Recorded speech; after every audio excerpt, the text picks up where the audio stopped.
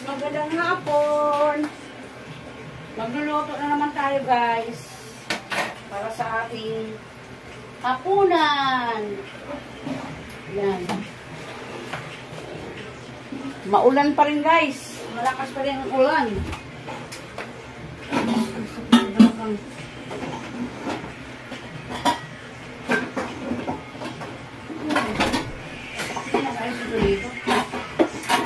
Ganito yung mga ano dito. Mag-prepare tayo ng ating lutuin guys. Ito tayo ng ating ulam. Lakas ng ulan sa labas guys.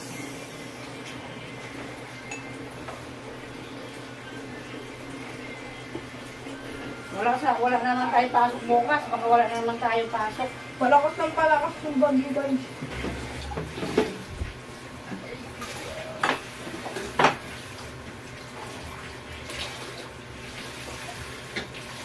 Prepare natin ang ating uulamin. Gulay na naman kami.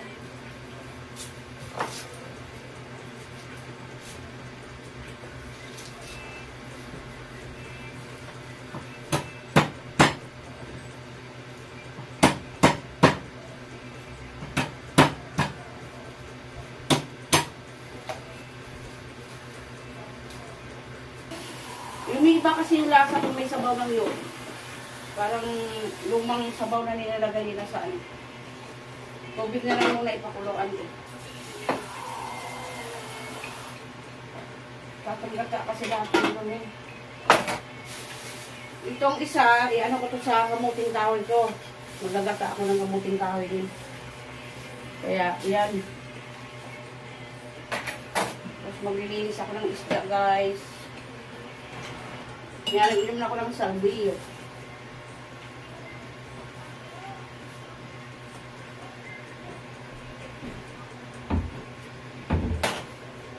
Dalagang bukid itong binili ng asawa ko. Ano ito? Dalagang bukid na malaki pa.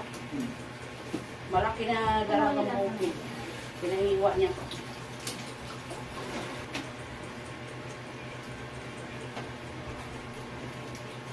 Kare.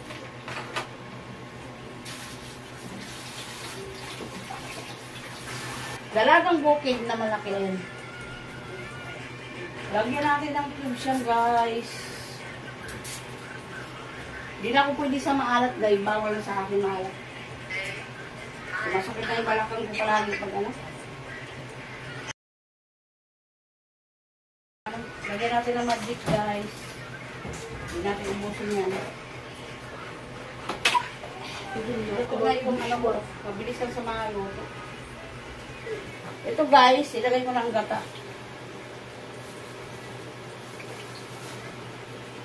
Parang sabay-sabay na yan.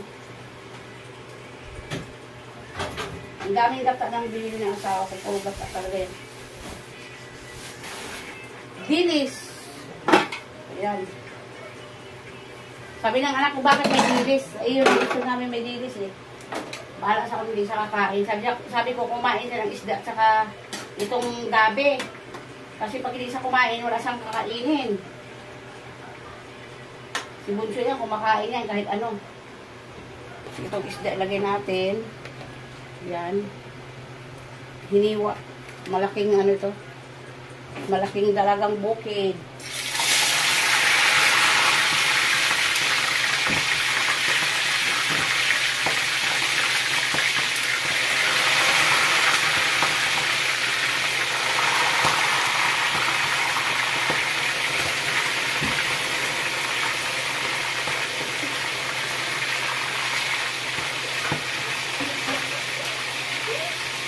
Naman guys ang aming ulam.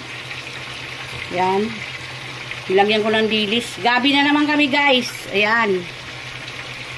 Saka ito, isda. Isda na dalagang bukid.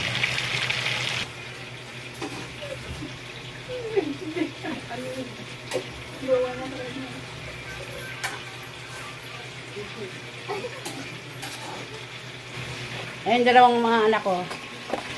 Kaya si ate. Hi ka naman, te. Hi guys. Tikman natin guys ang ating niluto ulit. Magkamaintin kami ito.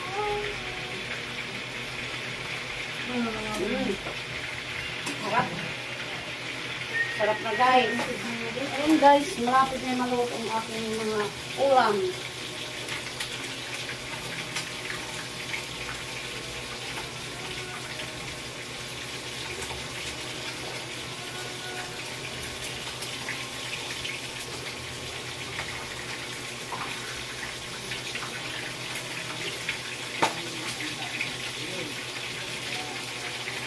Konting kembot na lang, maluluto na ko. Ito naman guys, kamuting kahoy. Binili ng asawa ko to. Parang magulang na yung kamuting kahoy. Ano ko to guys, lagyan ng gata. Gata saka asukal. Yun lang. Ito ang kanyang gata guys, sa aking kamuting kahoy. Yan. Ilagay natin.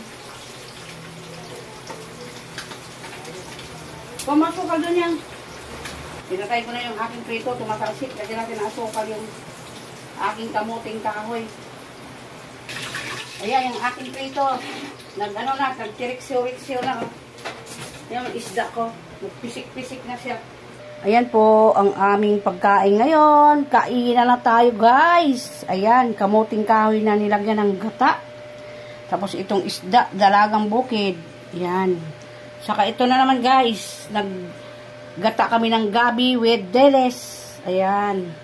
Bagay yan sa taglamig guys. Diba? Ayan. Tsaka ito. Ayan. Kainan na tayo guys.